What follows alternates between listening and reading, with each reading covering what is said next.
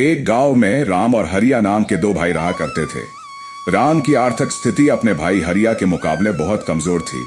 एक दिन गांव के अपने दोस्त के साथ हरिया अपने भाई की दुकान पर आया और बोला, अरे कैसे हो मेरे भाई राम। बस ईश्वर की कृपा है भाई। अरे तुम मुझसे केवल 6 महीने छोटे हो राम। हम दोनों ने बर्तन की दुकान भी एक साथ ही शुरू की थी, मगर देखो ना आज मैं कहाँ हूँ और तुम कहाँ हो। अरे सब ईश्वर की कृपा है भैया। ये सच है कि मेरी आर्थिक स्थिति बहुत कमजोर है। कभी कभी मुझे मेरी पत्नी और बच्चों को पेट भर भोजन भी नहीं मिल पाता, लेकिन यकीन मानिए भैया, इसके बावजूद भी हमारा परिवार खुश है। आखिर मैं तुम्हारे पिता समान हूँ। आपने सही कहा भैया, बड़ा भाई पिता समान ही तो होता। आपने मेरे लिए इतना सोचा, मेरे लिए यही काफी है। अरे तुम्हें कितनी बार कह चुका हूँ, तुम अपने उस टूटे फूटे मकान को छोड़कर मेरे घर पर रहने के लिए क्यों नहीं आ जाते। ना तो तुम्हारे उस टूटे फूटे घर में पंखा है, ना कूलर है, यहाँ तक के ओढ़ने के लिए ढंग का एक कंबल तक नहीं है। नहीं भैया, मैं आपके ऊपर बोझ नहीं बनना चाहता। मैंने आपसे कहा ना, मेरा परिवार खुश है और हमें ईश्वर से कोई शिकायत नहीं है। अरे देखो राम, मैं तुम्हारा बड़ा भाई हूँ, तुम्हारे भले की बात करूंगा ना। तुम्हारा वो टूटा फूटा घर जिस जमीन पर है, वो जमीन एक हाईवे के किनारे पर स्थित है। आजकल हाईवे के किनारे की जमीन के दाम अच्छे खासे मिल रहे हैं। मेरी जान पहचान भी है। तुम कहो तो मैं खरीदार से बात कर लेता हूँ, तुम्हें अपने उस मकान की अच्छी कीमत भी मिल जाएगी और तुम उसके बाद एक नया व्यवसाय भी शुरू कर सकते हो और दूसरा मकान भी खरीद सकते हो। हरिया की बात सुनकर राम गहरी सोच में पड़ गया। तभी हरिया के बगल में खड़ा हुआ हरिया का दोस्त मुस्कुराते हुए बोला, हरिया बिल्कुल सही बोल रहा है। राम, आज के दौर में कौन सा ऐसा बड़ा भाई होगा जो अपने छोटे भाई के लिए इतना सोचता है। हरिया दिल का बहुत स्वच्छ है और तुम्हारी बहुत चिंता करता है। देखो मैं जानता हूं कि ये फैसला तुम्हारे लिए कठिन है। तुम कुछ दिन और सोच लो और अच्छी तरह समझ लो। दोस्त सही बोल रहे हैं राम, और जब तक तुम मेरे घर में आराम से रह सकते हो। वैसे भी हम दोनों भाई हैं। विवाह से पहले हम दोनों साथ में एक घर में ही थो रहते थे। मुझे सोचने के लिए थोड़ा समय चाहिए भैया। हो कोई बात नहीं, ठीक है, पर ज्यादा समय मत लेना, नहीं तो जमीन का खरीदार दूसरी जमीन खरीद लेगा। इतना कहकर हरिया अपने दोस्त के साथ वहां से चला गया।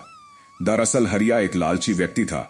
उसकी नजर राम की जमीन पर बहुत पहले से थी और राम एक बहुत सीधा साधा व्यक्ति था जो अपने भाई का बहुत सम्मान करता था।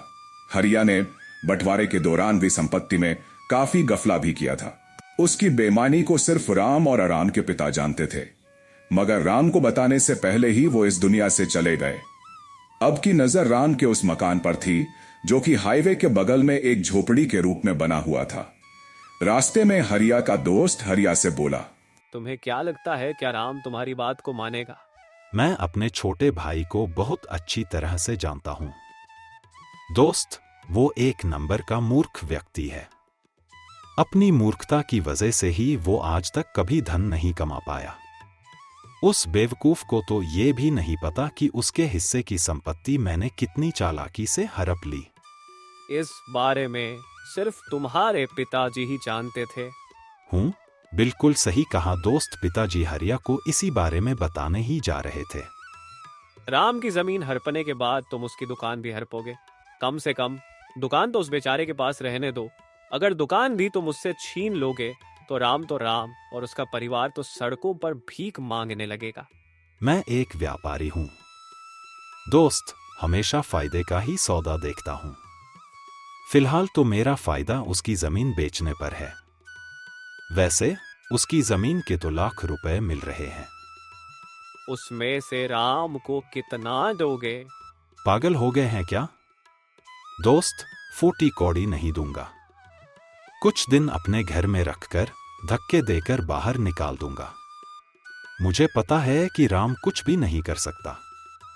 इधर राम अपने घर पर अपनी पत्नी सीता से इस बारे में परामर्श करने लगा। अगर ये घर बेच देंगे तो हम लोग रहेंगे कहाँ? अरे तुम चिंता क्यों करती हो? सीता, भैया ने कहा है कि जब तक वो हमें अपने घर पर रख लेंगे। सोचो सीता, हम उस पैसे से नया व्यवसाय शुरू कर सकते हैं। पता नहीं क्यों मुझे कुछ ठीक नहीं लग रहा। लेकिन तुम तो जानती हो कि मेरी दुकान पर बर्तन खरीदने वाले मेरे हाथ के बने हुए बर्तन खरीदते ही नहीं।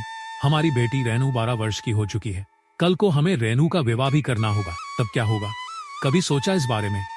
राम की बात सुनकर सीता चुप हो गई। अगले दिन राम हरिया के घर पर पहुंचकर बोला, मुझे आपका फैसला मंजूर है भैया, मैं अपना घर बेचने के लिए तैयार हूँ। मुझे तुमसे यही उम्मीद थी राम। तुम एक काम करो, तुम आज ही अपने परिवार को यहाँ लेकर आ जाओ। मैं आज शाम को ही उस बिल्डर से बात कर लेता हूँ। कल तक पैसे तुम्हारे हाथ में आ जाएंगे। राम अपने परिवार को हरिया के घर पर ले आया। उसके परिवार को देखकर हरिया की पत्नी रंकी क्रोधित होकर हरिया से बोली, आप भी ना किन किन भिखारियों को यहाँ पर उठाकर ले आए हैं। इनके कपड़े तो देखो कितने मैले हैं। लग रहा है मानो सालों से इन सबको कपड़े ही नसीब नहीं हुए। अरे धीरे बोलो रंकी, अगर कहीं गलती से वे राम के कानों में तुम्हारी आवाज पहुंच गई तो मेरे किए कराए पर पानी फिर जाएगा। लेकिन आप एक बात कान खोल के सुन लीजिए, मैं उन तीनों को ज्यादा दिन बर्दाश्त नहीं कर पाऊंगी। अरे धीरज रखो, 2-3 दिन बाद मैं इन सब को धक्के देकर स्वयं घर से बाहर निकाल दूंगा। हरिया ने बड़ी चालाकी से एक सादे स्टैम्प पेपर पर राम का अंगूठा लगवा लिया। राम अपने भाई पर बहुत भरोसा करता था।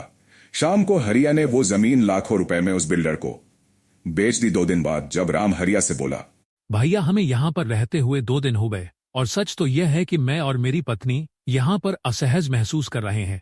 आप मुझे पैसे दे दीजिए, हम यहाँ से चले जाते हैं। राम की बात सुनकर हरिया क्रोधित होते हुए बोला, कौन से पैसे? कैसे पैसे भैया? वो मेरा मकान जो आपने बेचा था उसके पैसे। अरे मैं तुम्हें बताना भूल गया राम, बाद में असल में यह है कि वो बिल्डर धोखेबाज निकला। उसने हाईवे के बगल की तमाम जमीनों को धोखे से अपने नाम कर लिया और उन सारी जमीनों को मुंबई के किसी बड़े सेट को बेच दी और वो देश छोड़कर फरार हो गया। हरिया की बात सुनकर राम के पैरों तले जमीन खिसक गई। उसकी आंखों से आंसू बहने लगे।